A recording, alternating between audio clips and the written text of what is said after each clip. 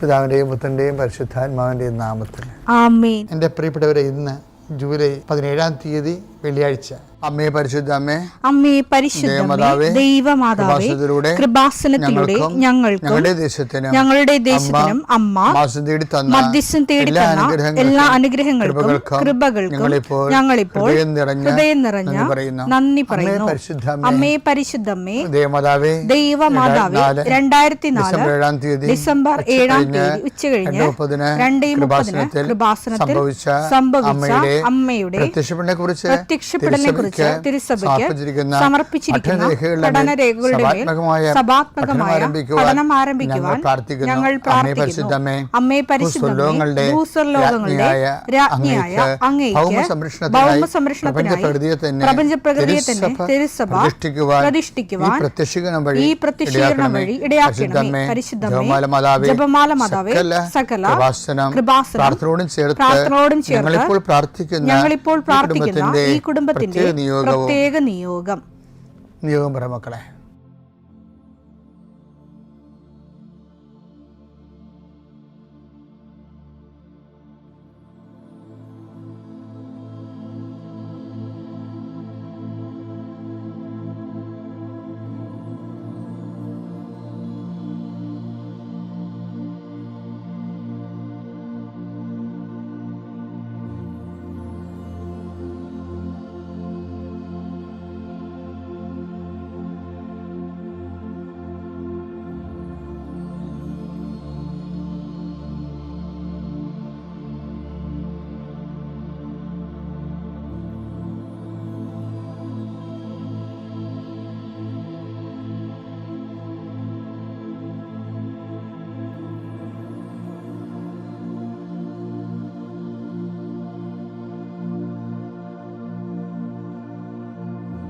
അമ്മയുടെ പ്രത്യക്ഷീകരണത്തിന്റെ ഈ അനുഗ്രഹവേളയിൽ ഞങ്ങൾക്ക് സാധിച്ചു തരുവാൻ കനിയണമേ.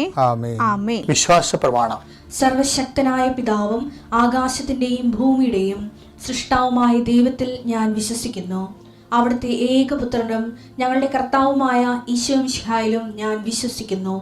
ഈ പുത്രൻ പരിശുദ്ധാത്മാവിനാൽ ഗർഭസ്ഥനായി കന്യകാമറിയത്തിൽ നിന്ന് പിറന്ന് പൊന്തിയോസ് പീലാത്തോസിന്റെ കാലത്ത് പീഡകൾ സഹിച്ച് കുരിശിൽ തറയ്ക്കപ്പെട്ട് മരിച്ച് അടക്കപ്പെട്ട് പാതാളങ്ങളിൽ ഇറങ്ങി മരിച്ചവരുടെ ഇടയിൽ നിന്ന് 3-ാം നാൾ ഉയർത്ത് സ്വർഗത്തിലേക്ക് എഴുന്നള്ളി സർവശക്തിയുള്ള പിതാവായ ദൈവത്തിന്റെ വലതുഭാഗത്തിരിക്കുന്നു.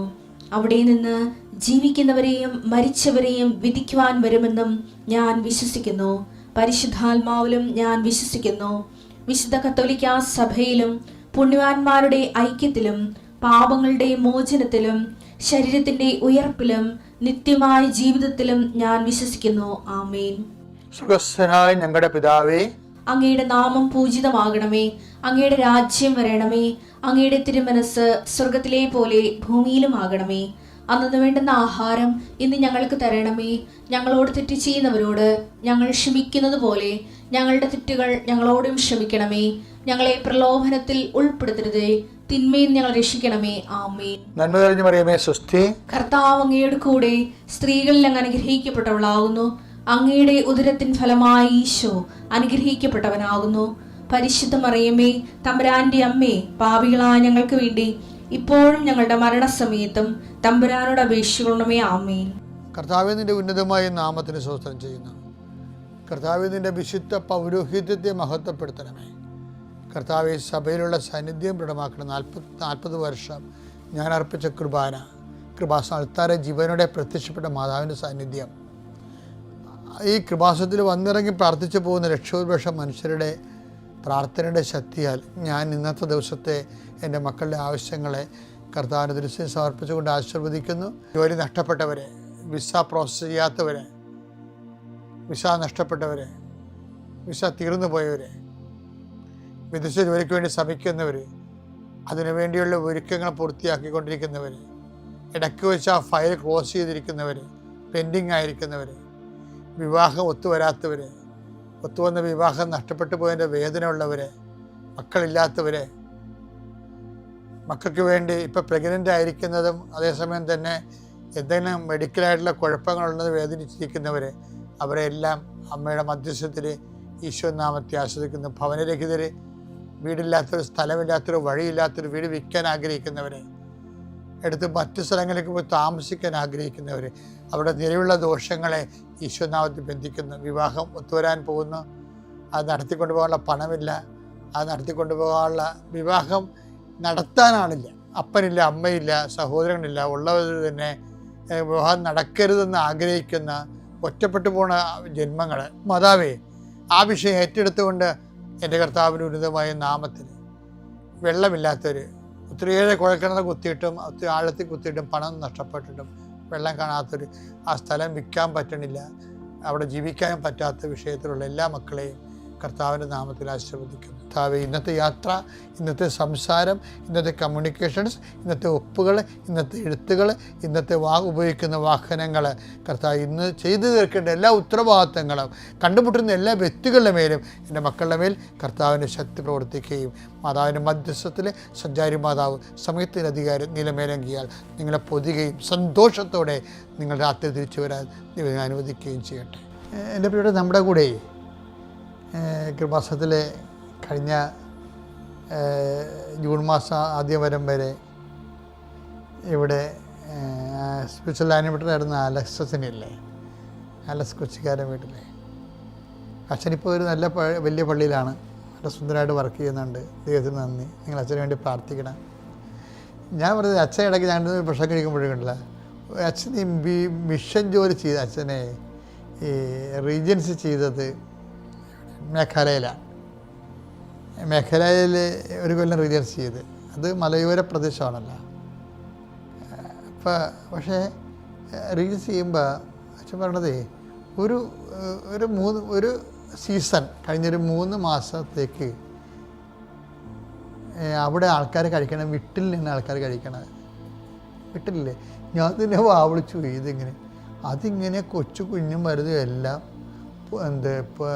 കുറ്റിക്കാട്ടിലേക്ക് പോയിട്ട് ഈ സമയമാകുമ്പോൾ വിട്ടിലുകൾ എവിടെ നിന്നോ പറന്ന് വരും. ആ വിട്ടുകളിലേക്ക് പറിച്ച് പിടിച്ചവർ എല്ലാവരുടെ കയ്യിലും ഒരു 1/2 കിലോ 2 കിലോ 3 കിലോ വെച്ച് അവർ കളക്ട് ചെയ്യും.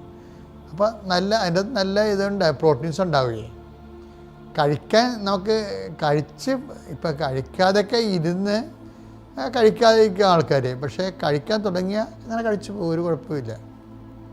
നമ്മൾ ഈ ചെമ്മിനൊക്കെ കഴിക്കണില്ലേ, കഴിച്ച് പണ്ടേ ശീലിച്ച കൊണ്ടാണേ.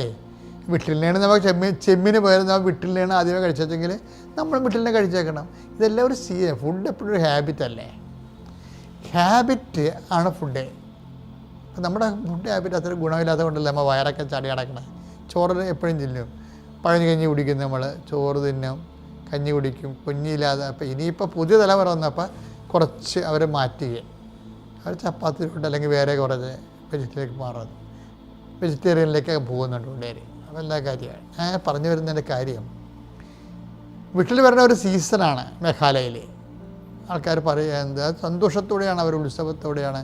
പണ്ട് കിഴക്കൻ നാട്ടിലൊക്കെ കോട്ടയം, പാല, കാഞ്ഞിരപ്പള്ളി സ്ഥലമൊക്കെ കപ്പ പറിക്കണ ഒരു രാത്രി ഉണ്ടായിരുന്നു.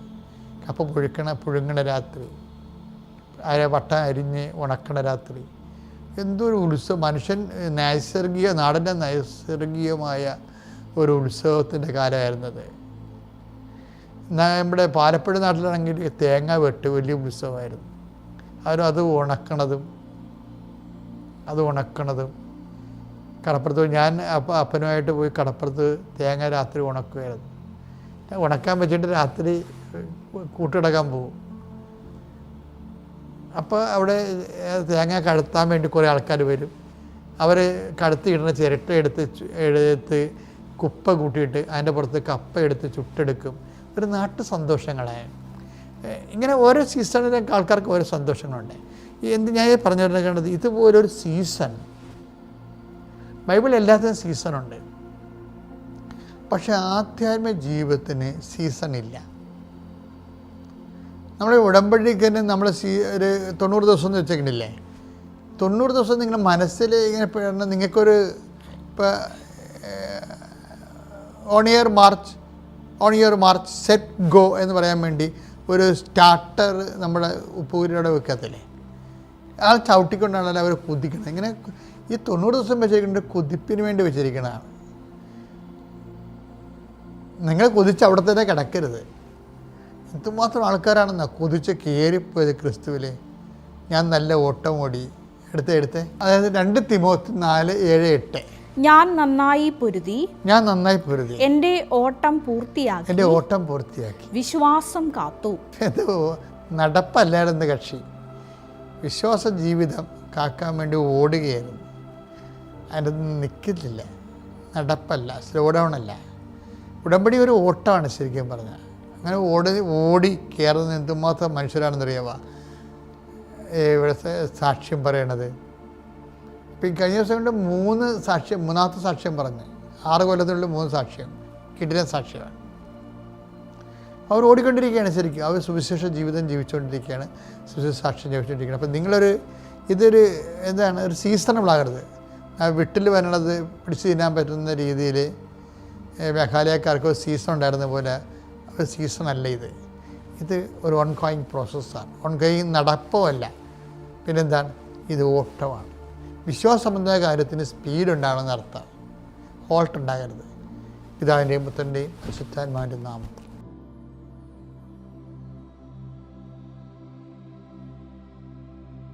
അത്യപൂർവ ദൈവാനുഭവങ്ങൾ ഇനി നിങ്ങൾക്കും സ്വന്തം. ഈ യൂട്യൂബ് ചാനൽ ഇതുവരെ സബ്സ്ക്രൈബ് ചെയ്തിട്ടില്ലെങ്കിൽ ഇപ്പോൾ തന്നെ സബ്സ്ക്രൈബ് ചെയ്യുക.